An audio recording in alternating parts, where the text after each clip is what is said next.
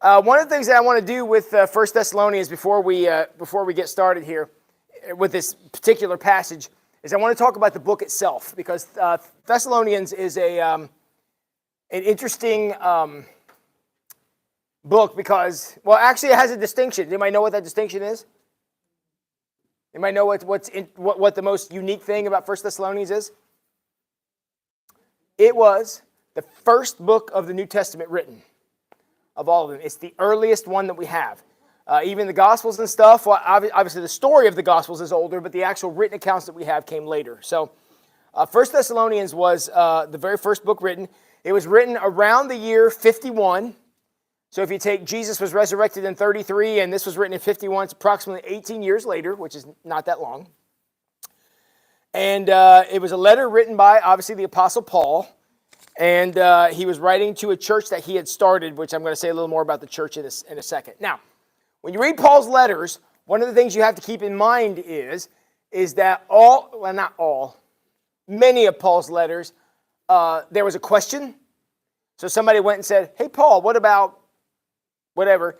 So Paul wrote his response. Unfortunately, we don't always know what the question was. Now in tonight's passage, what the question was is very obvious based on the answer. But other times, based on what the answer is, the question would change what the answer is. Like I could say, if the only thing you had was my response, and I said 7, how many possible questions could you have asked me, right? What's 3 plus 4? How many days in a week? How many deadly sins are there? There's a lot of things that are 7. So just to have the answer isn't always obvious what the person wanted to know. But in tonight's passage from chapter 4, it's pretty obvious what their question was. Let's see.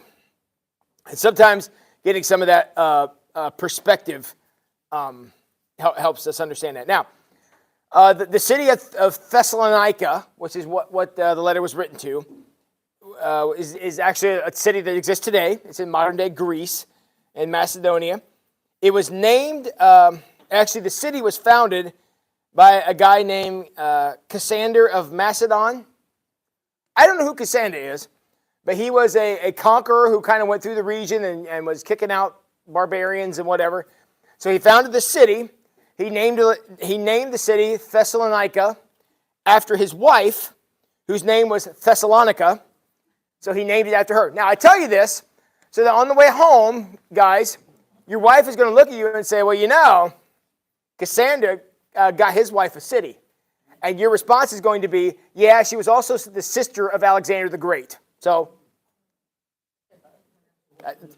that's the best joke I got. So there we go.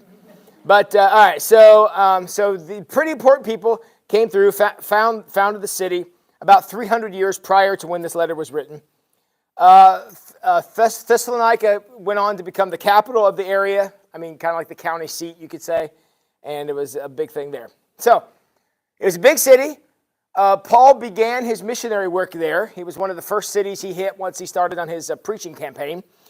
And it's interesting, we think about, Thessalonians, important book in the New Testament, a very significant part of the early church. A big church grew up from there. A lot of people were involved. All these things are true. And I went back and found out Paul started this church after preaching 3 sermons. So this church, he went in three consecutive Sabbaths. He preached in the synagogue. People were so excited by what he said, they decided we need a church. So on the 4th Sunday, now there's a church. Or it'd be a Saturday, I guess. On the 4th Saturday, now there was a church. So if you think about how important all this was and how much credence we put to it, 4 Sundays and now there's a church. All right, so Paul did his work there. Once he was finished there, he went on to evangelize other cities. And this little church, which again, I could take you up to my office right now and show you all of the books and the manuals and the resources and all the stuff that I have that tell me how to run a church. Some of it I follow, some of it I don't. But it's all up there, and I can show it all to you. None of that existed in these days because this idea of a church was an entirely new thing. For them, it was the synagogue, and synagogues and churches, while serving some of the same functions, also served a lot of very different functions. And that's what they were finding out. So, as you can imagine, with this church now, it's like, gosh, we've had like 8 Sundays now, they're just getting started. They started to say, well, we now have some questions. And we're running into some problems. We don't have anybody to ask. It's not like I have a district superintendent I can just go email my questions to. So the other person they had was Paul. So that's what they would do. They would say, okay, here's what's going on. And then I would give it to the messenger, and the messenger would take it to Paul. Paul would read it. He'd write a response, give it to the messenger, and take it back. That's any of the, with the exception of Romans and Galatians, the rest of the books of the Bible that have city names, like Colossians and Corinthians and Ephesians, are all written to cities. Now, obviously, we have a few letters from Paul that were written to people, like Titus and Timothy, but the ones that were written to cities were all in response to questions because they were trying to figure it out. Now, the question that they had was, all right, people are being converted. Obviously, people were very excited about this Christian movement. They wanted to become a part of it. So people would come and they would join the church, and we're all expecting the return of Christ. It's going to be great. Well, Paul, some of those people are passing away. So what about them? Did they miss out? And now we today think, well, what a ridiculous question. Well, you got to remember, we were all born 2,000 years later. These people were like, right there when it was happening. So they started to have these questions. So Paul went on to explain then, well, here's what we can expect. Okay? So that's kind of thing. The biggest thing you got to remember, and this is again going to sound very weird to us today, in much of Paul's writings, they were expecting the return of Christ to be imminent. Now, we stand here as testimony 2,000 years later that perhaps not as imminent as they thought, but we are still holding out hope and full expectation of the return of Christ someday, and we live with the same enthusiasm that they had. All right, so to that question, here's what Paul has to say. This is 1 Thessalonians chapter 4, verses 13 to 18. All right. And now, dear brothers and sisters, we want you to know what will happen to the believers who have died, so you'll not grieve like people who have no hope. Please hear. He doesn't say don't grieve. He doesn't say, what are you upset about? We're going to see him again. That's not all he said. He says, I understand human emotion is grief, normal thing, but I don't want you to do it absence of hope. Okay, so my words are here to inspire you and hopefully give you some hope as to what's going to happen. All right. For since we believe that Jesus died and was raised to life again, we also believe that when Jesus returns, God will bring back with him the believers who've died. So the biggest thing I want you to pay attention to as we're kind of working through this section is the order of events, okay? So this is going to happen, and this is going to happen, and this is going to happen, and this is going to happen. So the first thing that happens is the return of those who have passed away. Now, return from the grave, return from the ground, return from the sky. I guess that's not a detail he's concerned about, but return in some way. So we will see them first. And I want you to keep that in mind because that's going to come into play later when we get a little further down. So he'll return with the believers who've died, verse 15. We tell you this directly from the Lord. We who are still living when the Lord returns will not meet him ahead of those who've died. That's what we call a lot of words there, okay?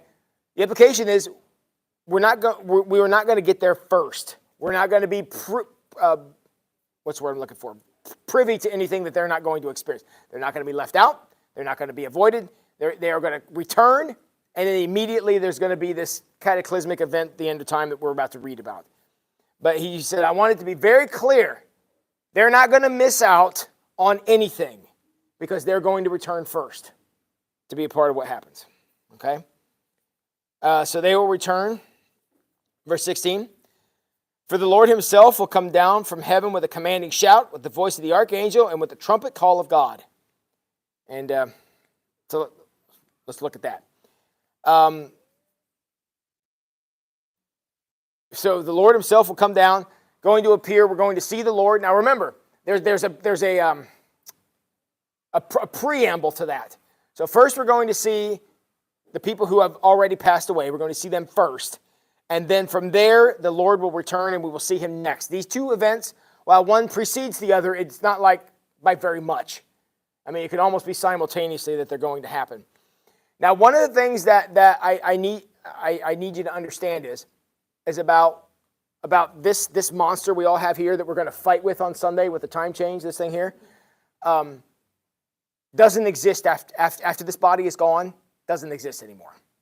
So time is, I would say, mostly irrelevant, but that's not true. It's completely irrelevant. So to them, I believe if what Paul is telling us here is to them, it's a blink of an eye. From the moment that they are no longer present from the body, they are present in that moment. Okay? So we will see the return. There will be the loud shout. And again, I think the loud shout is, while that sounds like a terrifying thing because loud sounds are scary, I honestly think of this like a tornado siren. If I don't hear the tornado siren, I'm not afraid of a tornado. I think the reason Paul reveals this to us is because he doesn't want anybody to be afraid that they're going to miss this. This is not going to be something missable. You know, we've all had, our friends come by and something will happen and we'll be like, geez, I wish I would have been a part of that. And obviously, this is not something we're going to want to have that experience with. This loud sound is like a siren. It's like a call. Not to be scary, not to be like, boo, nothing like that. It's to say, if you haven't noticed it, that means it hasn't happened yet. Does that make sense? Don't be afraid you've missed it. And when that time comes. So, with this mighty call, trumpet blast, voice, whatever that sounds like, first, the Christians who have died will rise from their graves. The term here is, anybody heard the King James version of this, the dead in Christ? Does that sound familiar to any of you? Yeah. Again, new concept. The idea of those who have passed away still being in Christ. What Paul is saying here is, passing away does not separate us from the love of God. He writes about this again in Romans beautifully. Death nor life, angels nor demons, fears for today or concerns about tomorrow. None of that stuff is going to separate us from the love of God. That's what he's saying here. Death is not an obstacle to the presence death is not an obstacle to the presence of God in your life. No separation. So they will rise first. Then together with them. To me, I see that as a comforting thing. If you're going to approach something unknown, I don't want to say frightening because that's entirely the wrong word. But if you're going to approach something unknown, there's a little apprehension with that. I mean, even if it's not, you're not expected to be scary. If you're going someplace you've never been to before, that can be slightly intimidating. And I think that what's being described here is something none of us have ever had any experience with ever. So what he's saying is, you're not doing it alone. People you recognize are going to be there. And people you recognize who are alive and people that you haven't seen for a while will all be present in that moment. So, not being alone, going as a group, safety in numbers. Then together with them, we who are still alive and remain on the earth will be caught up in the clouds to meet the Lord in the air. All right, I did some work on this, on a couple of these words here. What does it mean to be caught up in something? That phrase is difficult to translate because what it actually means sounds very intimidating, and I don't think Paul means it in this way. What the literal term caught up means, it means taken by force, like snatched away, swiped away.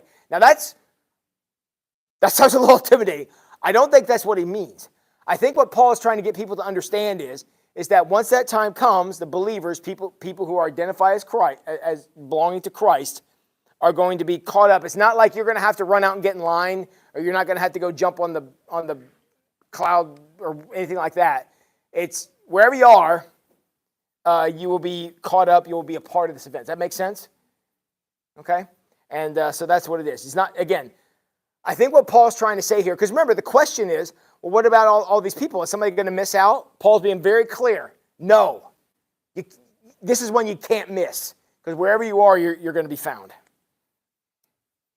The other thing I found interesting here is when it says to meet the Lord. Lord in English is kind of a strange word because it can mean a lot of different things. What Lord means here is owner.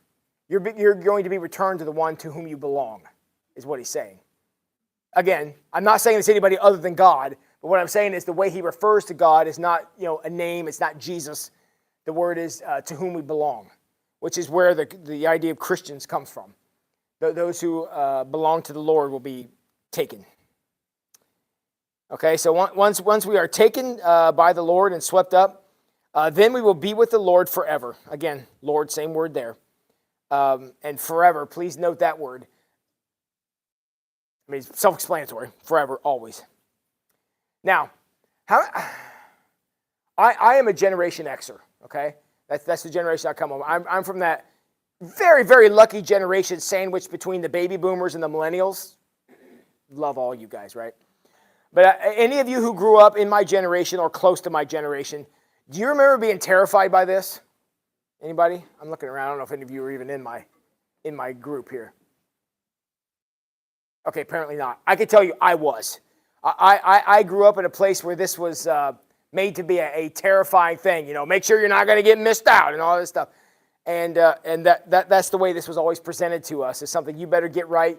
They showed us the movies of people getting left behind and all these like horror movies, and I thought, holy cow, this is a scary thing. And the reason that was done to apparently nobody here, I'm thankful for, but to some of us who were growing up in that, is because they stopped reading where I stopped reading there at verse 17. They missed the next verse. And I'm giving you verse 18 as a gift here tonight, and I want you to take it with you. He says, so encourage each other with these words. Okay? I will tell you right now, that's not the way my church did it growing up. All right? But hopefully here at Wayne Street, that is the way we do it. Be encouraged by this. This is a reunion. This is going home to be with the Lord. This is being possessed by somebody to whom you belong, being in the place, like they used to sing about for Cheers, right? The place where everybody knows your name, that kind of stuff.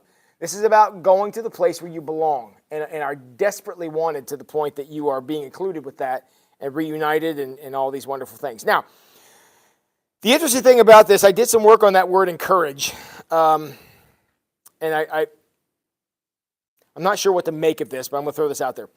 The word encourage, that word that's used here in this verse is used 109 times in the New Testament.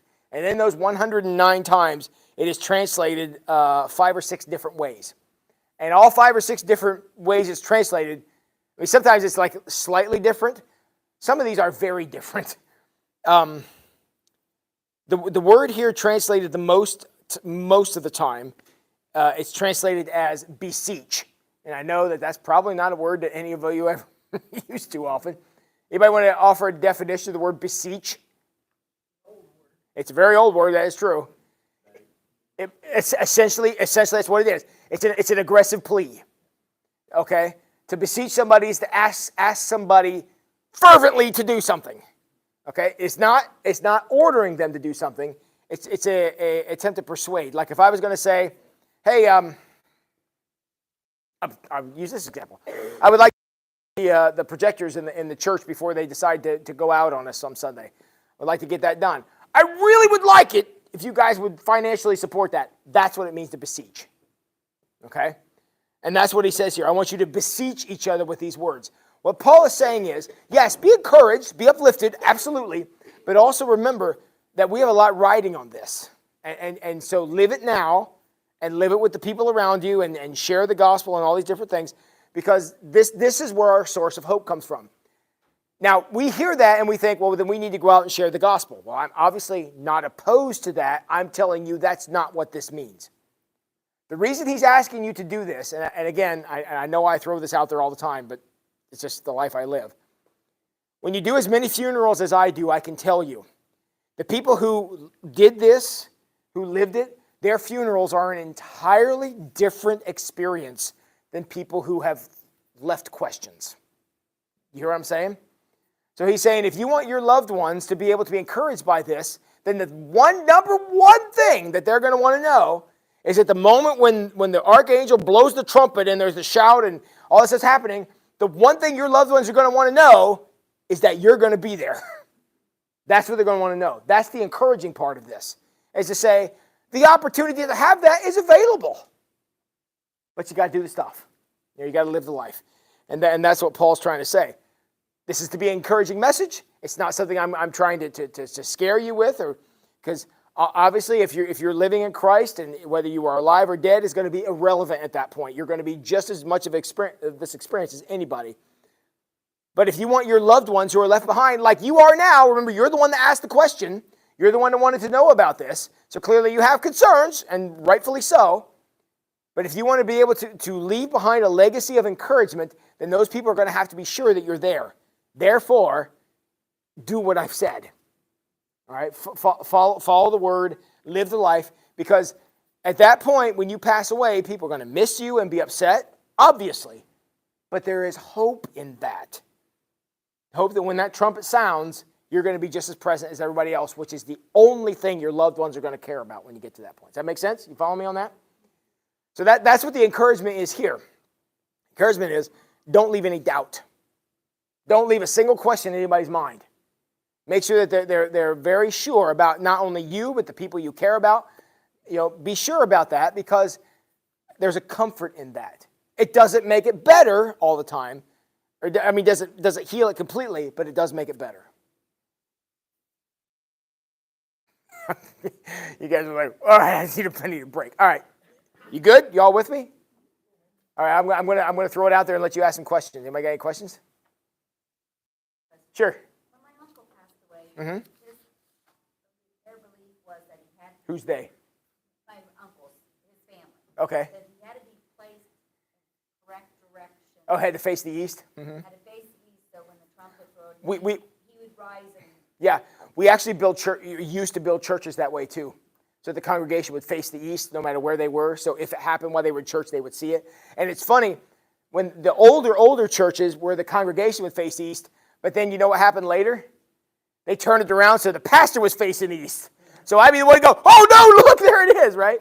And that's the way they did it. But when they would bury people with their feet facing to the east so that when it happened, they would be able to see. Mm-hmm. That's what I said, that he would rise Yep, up. rise up. And Is that a biblical No. notation?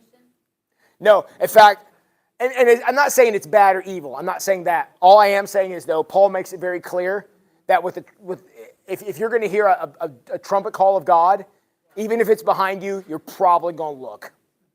Okay? That's one you're not going to miss.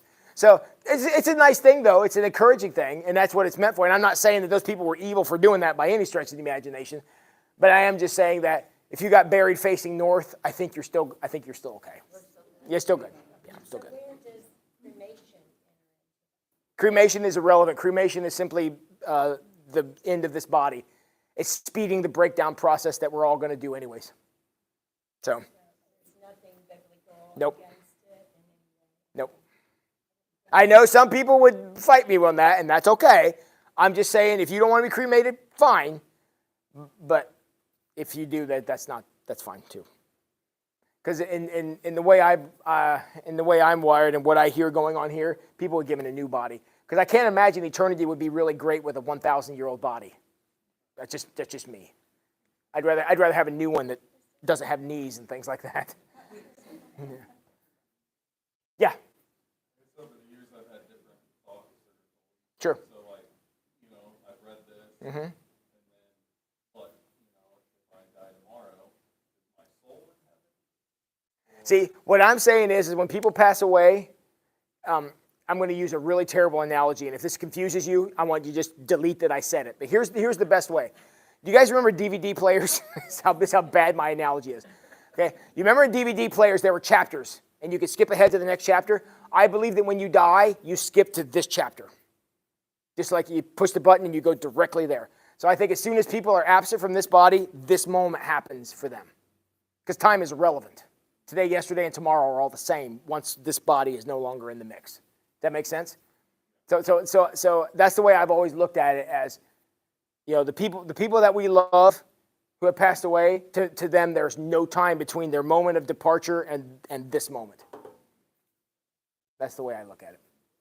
And why does it matter what direction? It doesn't matter. It was a tradition. It's just a tradition. Yeah.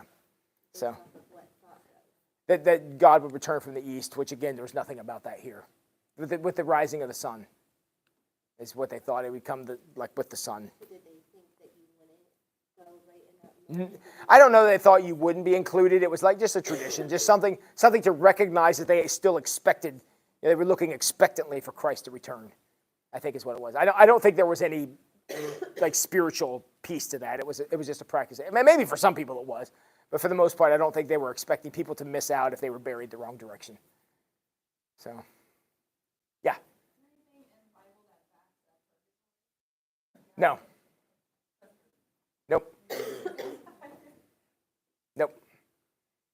Because either there was one sacrifice that took away sin, or there wasn't. Yep. So. Anybody else? This to me, this topic is, again, apparently not for you guys, but for where I grew up and the situation that I was in, this was always a big thing because, in fact, they made a movie about that. I'm pretty sure Left Behind. They wrote books about it and stuff, and they were like horror movies or something. And it was ridiculous. But the idea is what they were trying to do is they were trying to scare people straight. I don't know that method works, but I don't know that there's a salvation strategy that says, well, I'm just going to literally scare the hell out of you and hope that makes it. I just don't think that's how it works. But, oh, I know. I was in them. Yeah, one of the most scariest experiences I ever had was two weeks before I started in my first church where I was appointed as a pastor. I was down in Cincinnati. I had left my home church, and we were going to go to my church I was appointed to, but there was like 2 Sundays in between. So for 2 Sundays, I didn't have a church, which had never been the case for me before. And so I decided I was in seminary. I was living down at Dayton in the dormitory down there. And I said, well, I'll just get up and find a church. So I get up and I go into this church. It was a pretty good sized church, and they were playing music. And I told the guys when I came in, I told the pastor, I said, hey, I'm a student down at the seminary, and I'm thinking about being a pastor, and I've got one Sunday here, and he's over there. He's like, well, brother, we're glad to have you, and all this stuff. With God as my witness, the guy goes up in the pulpit and announces he's leaving, and then he says, by the way, and I'm like, no, not me, no. And then they started like getting slain in the spirit and falling on the ground and stuff, and I was like, I've got to get out of here right now. So, yeah, it's not a tradition I came from. It was, needless to say, I never went back to that church, but it was the craziest thing. The guy had been there for like decades, and just how happened, the idiot me walked in the Sunday he was leaving, and it was. He thought it was a sign. Yeah, he did. So did a lot of other people there that day, but I wasn't feeling it, let me tell you. So, but yeah. So, all right. Any other questions about that? All right, cool. Let's do the Reader's Digest version of John Wesley. I'll ask, does anybody here even know who John Wesley is? Okay. Guy, most of you, at least some of you here, should probably have heard of one time or another. He is the man we credit as being the founder of the Methodist Church. And very interesting guy. He was born on June the 17th, 1703. And with everything he did in his life, he managed to live till March the 2nd, 1791. So he actually lived a pretty long life for as colorful as his life was.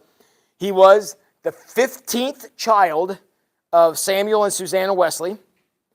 He was homeschooled, obviously at that time, and he was homeschooled, so he spoke English, obviously. He also fluently spoke Latin and Greek, taught by his mom. Okay, y'all are out on that one. All right. As part of his homeschooling, he memorized large passages of the Bible, was very steeped in Bible, very much.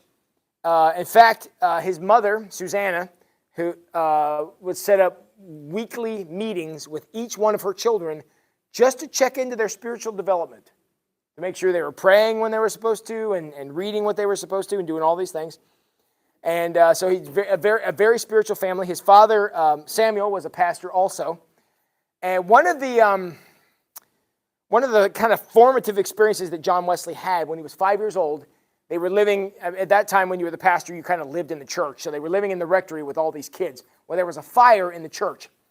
And obviously, you can imagine the fire spread very quickly because there's no OSHA codes or anything like that. So everything was burning. So they run outside. They have all these children. John was 5. And they get outside and start counting noses, and they were short one. It turned out John was still on the second floor of the rectory, and the entire first floor was engulfed in flames. There's no way he was going to get out. So what they did is 2 men, one man actually stood on the shoulders of another man. They went up, and John had to jump out of the window for that man to catch him. And so what happens, the guy caught him, and then he fell, and then other people caught him. And I mean, he came out of a burning inferno. I mean, because the church was a complete loss. They lost everything. But it was honestly one of those things like you see in the movie where they pull the guy out at the last second. That's what it was. He never forgot that.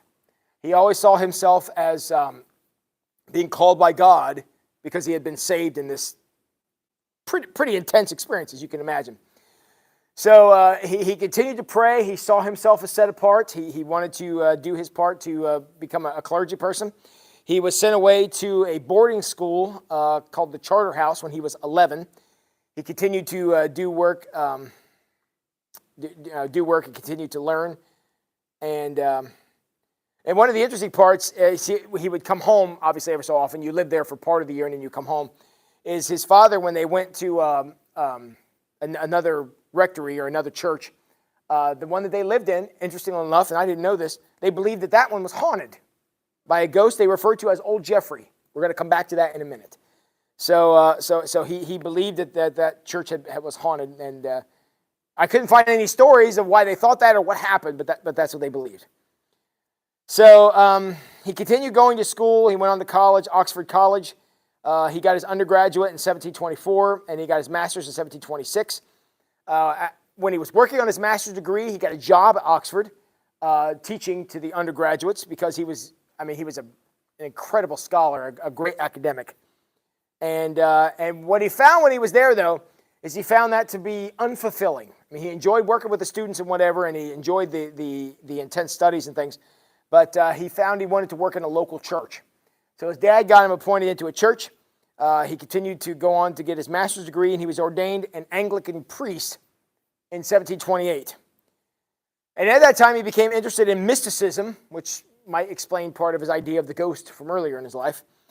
But he was also very interested in discipline, about living a disciplined life.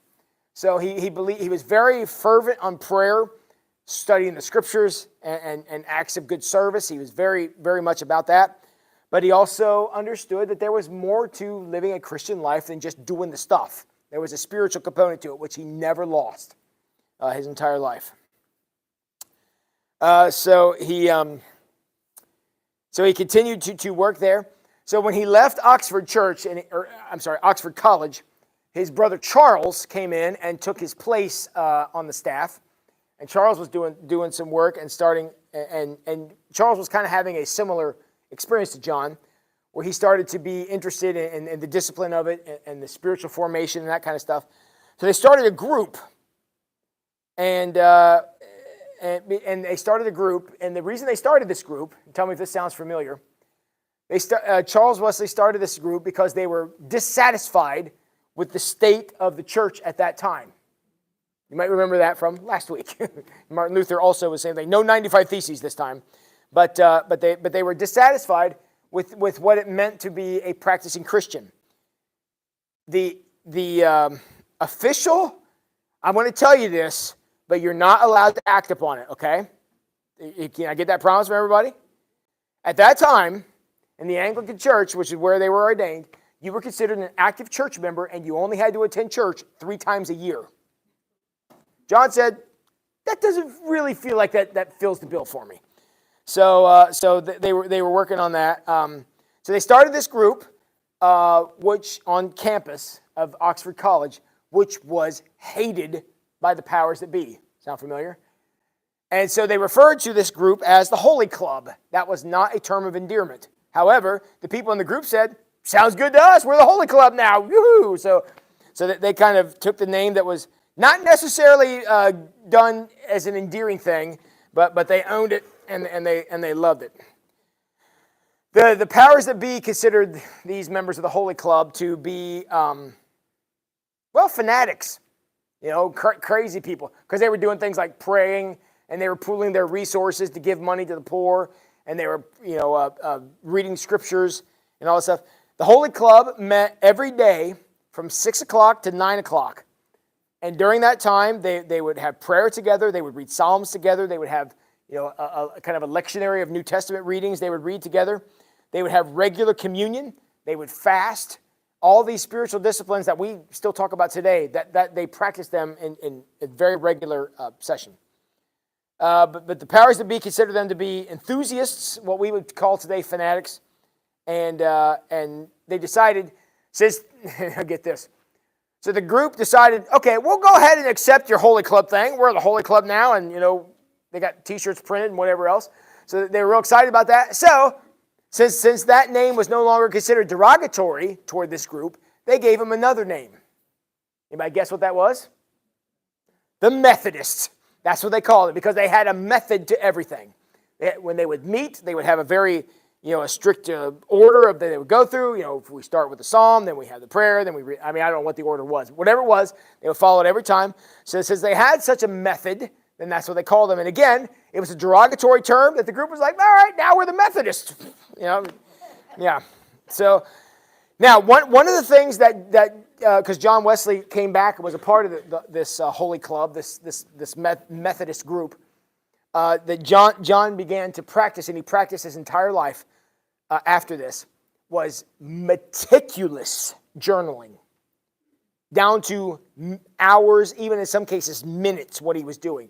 And those journals exist today. You can go buy them and read them. If you're interested in what John Wesley was doing on June 24th, 1750, you can go find out exactly what he was doing, because those journals were preserved, and we have all of them. So if you're interested to know, you can go out and find them.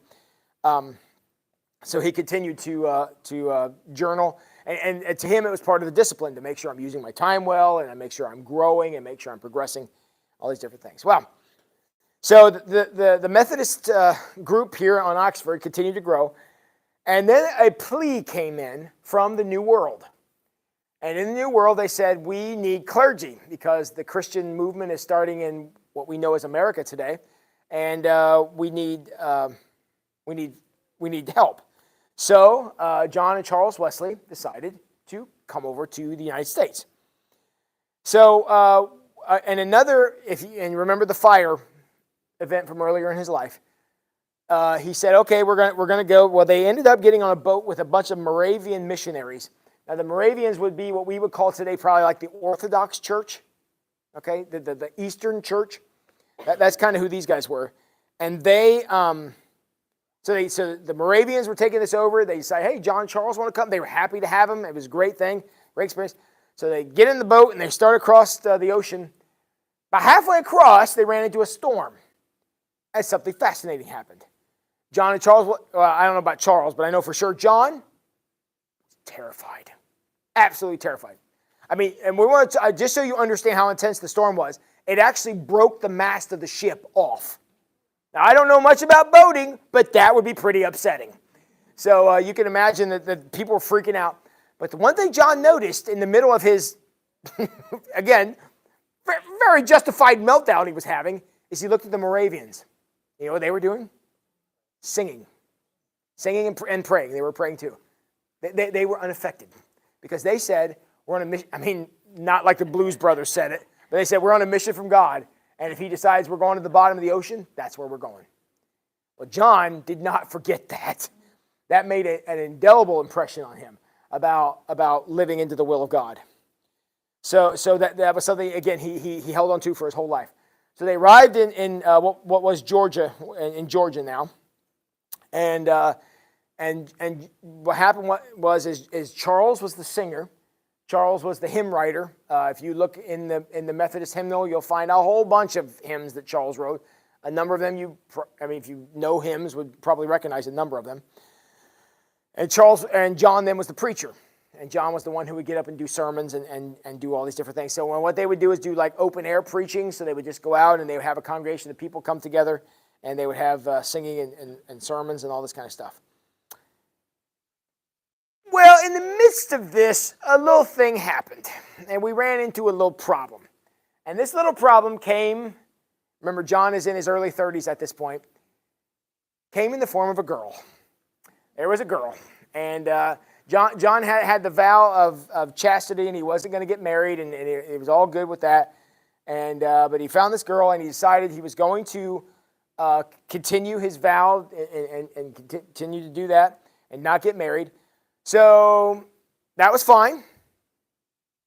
So she went off and married somebody else, which was fine, until John decided that her fervency for Christianity didn't meet his level anymore. So at one point at one of the services, she came forward for communion, and he said, I'm not serving you because I don't think you're right with God at this point. That didn't go over well, particularly with her new husband. So they filed charges against John, and John was very quickly back on a boat back to England. Okay? So he left having this did not go well. And John went home in what we would describe today as a depression. He was up. I mean, he knew that he had made a mistake. He knew he'd gotten in over his head. He knew that this didn't go well. So he was heartbroken when he went home. I mean, everybody says, I mean, even all the scholars I was reading were saying, he was heartbroken that he failed in his mission. Yeah, he probably was upset about that, but I really think he was upset about something else. And I think he was heartbroken over losing this girl. And so he went back home, and he was just very, very dejected. And in that state of brokenness where he's now questioning his life choices and kind of trying to find himself, he ended up going to a service, a particular service at a place called Aldersgate. And while they were there was a man preaching, and I didn't even write down, I couldn't even tell you off the top of my head who it was. But there was a sermon going on, and as a part of the sermon, this person pulled out a writing from our friend Martin Luther. Martin Luther had written an introduction to the book of Romans, and you could go find it today. You go find Martin Luther's introduction to Romans. It exists out there. You can go read it. And as that was reading, John had a conversion experience. Now you'd think, that seems a little late in the process now, wasn't it? And the answer is, yes. But he had laid a lot of foundation under himself to have this experience. And he described this experience as having his heart strangely warmed, if you've ever heard that. And he began to understand something that, and I harped on this really hard last week because I knew we were coming to this. One of the things that Luther made very, very clear is we are saved by grace. That's it. Not works, not practice. And remember how John had lived his whole life. Meticulous discipline and 3 hours of prayer and these scriptures and the method. I mean, the very name that comes from the fact that they're very rigid and very all this stuff. And suddenly he realized, yeah, these are good spiritual practices, and he didn't give any of them up. But he also understood those are about development, not about salvation. Now, that doesn't seem like a big distinction, but for John, that was huge.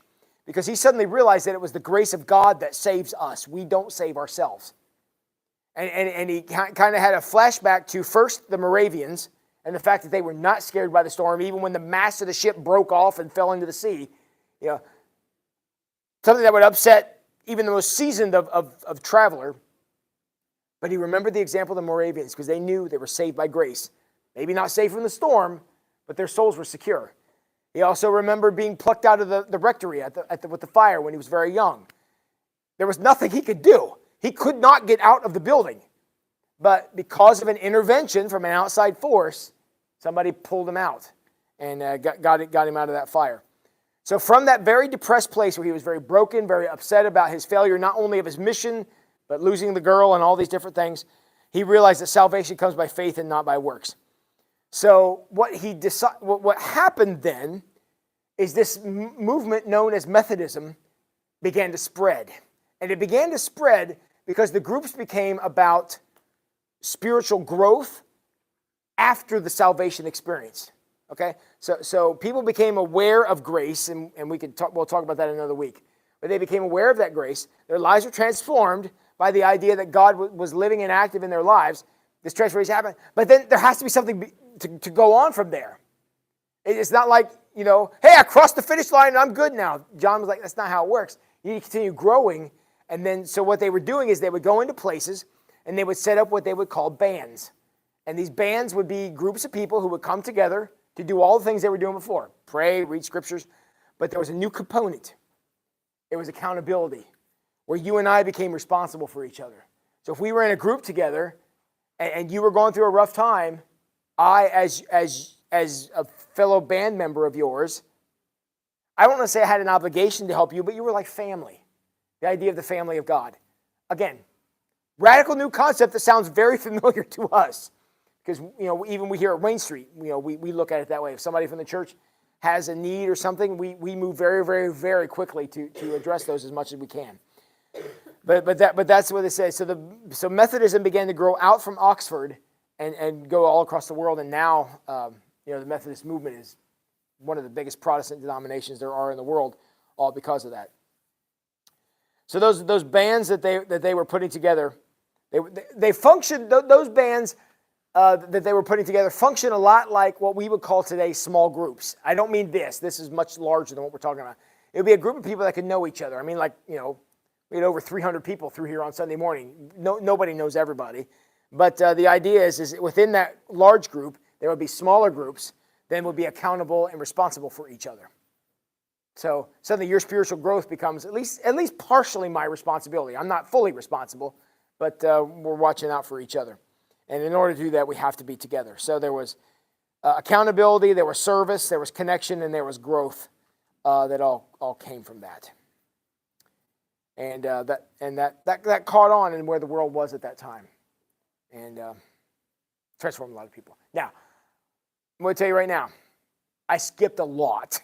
Okay, I skipped a lot of characters, and I skipped a lot of background. I mean, I never even mentioned George Whitefield, Charles Wesley. I barely mentioned, and there Thomas Coke. There's a lot of other people who were a part of this that, with any luck, we'll get to come back someday and look at some of them. But we are very fortunate to not only have the New Testament heroes that we read about, the Pauls and the Silases and the Timothys and those guys, but we also have the Martin Luthers and we have the John Wesleys that have continued that that led us to where we are today. So, all right, questions about the Wesleys? Have you ever heard of Wesleyanism? I mean, it came from John Wesley.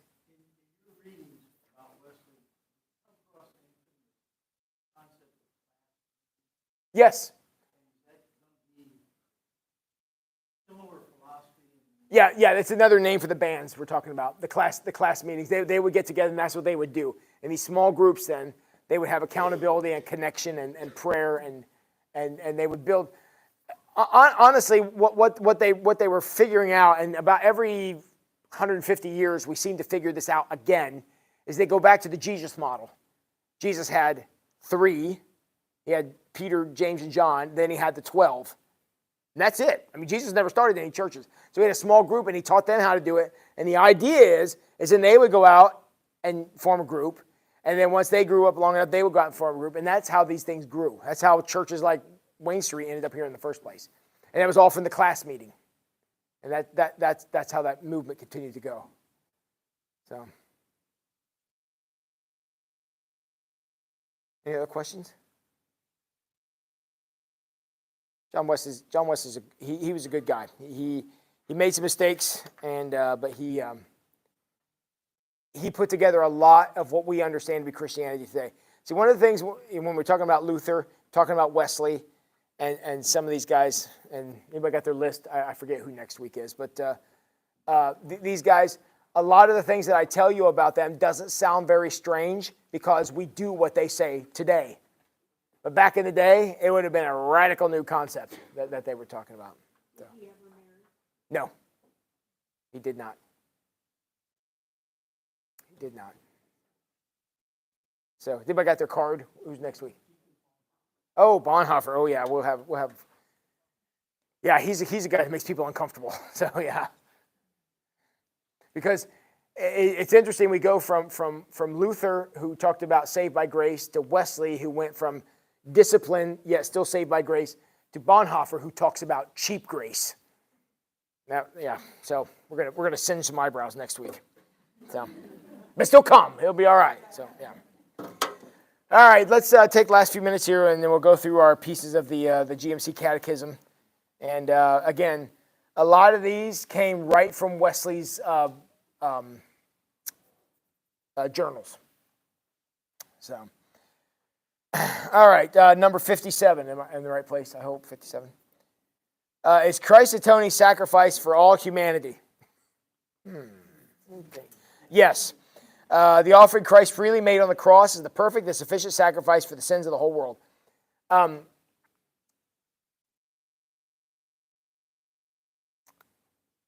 Billy Graham, I know we're going to talk about him, so I don't want to say too much. He told a story that from his life that illustrates this concept. He one time was picked up for speeding. Have you ever heard the story? He was picked up for speeding, and he went before the judge, and he knew he'd done it, so he went before the judge, and the judge looked at it and said, yeah, you're guilty. So the judge said, all right, you're guilty, and here's what the fine is. So then the judge takes off his robe, steps down to where Billy is, takes Billy Graham down to the place where they paid pulled out his own wallet and paid the fine, and then took Billy Graham out for lunch. That's not normally how that happens, but he said, what a great example of grace. I find you guilty, but then he paid the penalty, and that, I mean, that to me, I can't think of a better example of how grace works. Number 58, does God require any other sacrifice? No. Because if he did, it kind of negates what the cross was about in the first place. Okay, number 59, what does his justification do? And it grants pardon for sin. I know that sounds like a get out of jail free card. That's not what this is. All right, and I've heard people make this example, and you can read some of the horrible people down through history who have lived by this. But the idea is God's grace is not about do whatever you want, and as long as you're sorry at the end, it's fine. That's not what this is. It's about reconciling us to God.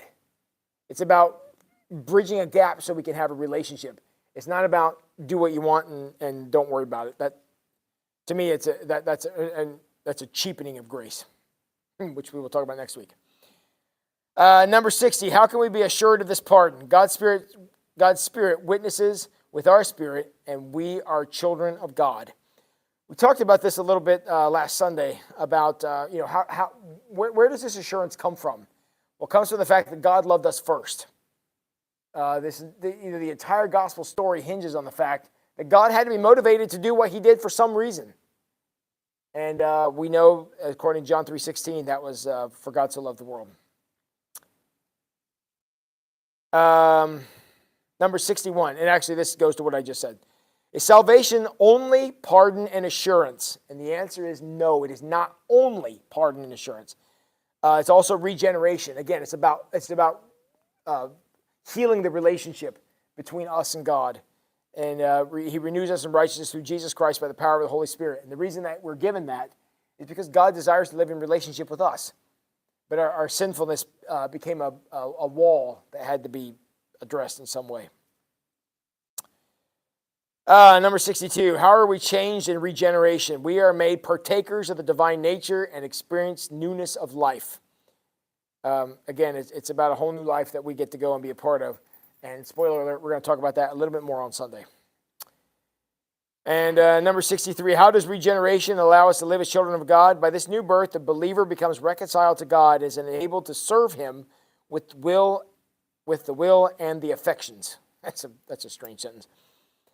Again, it's about healing life.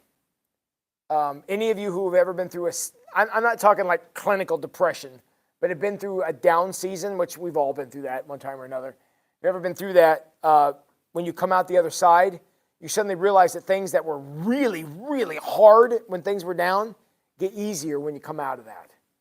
And that's the idea that is being expressed here.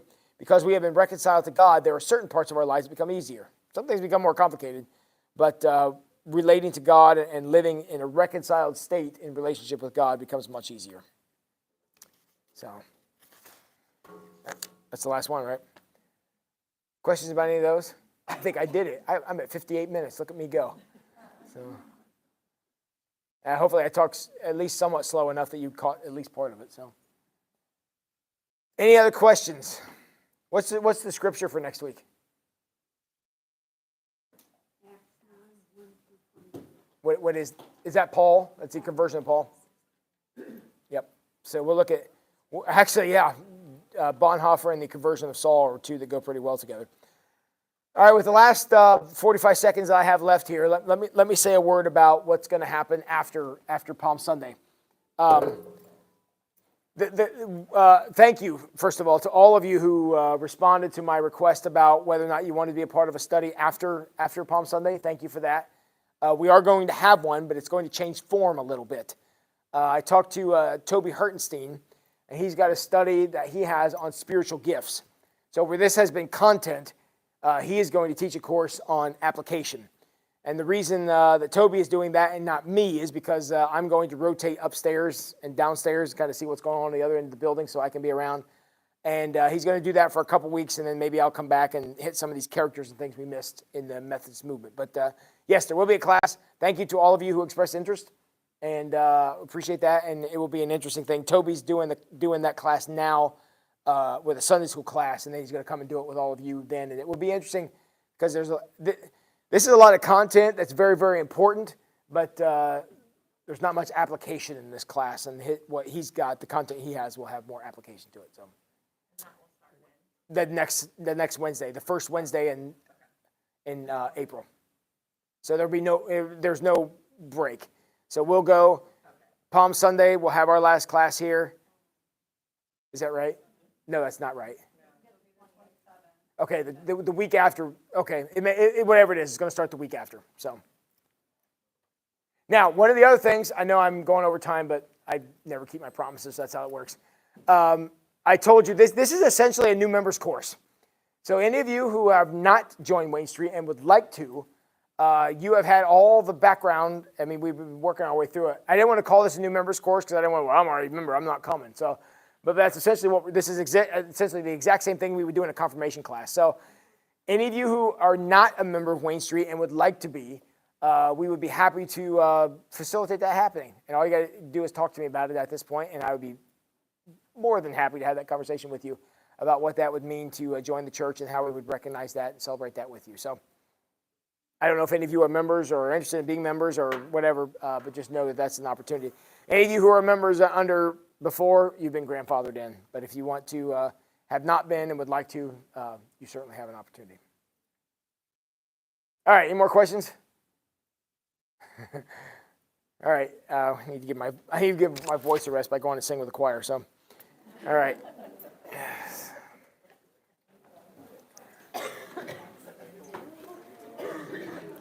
All right, I think we got you guys. Appreciate you guys tuning in, and we'll see you next week.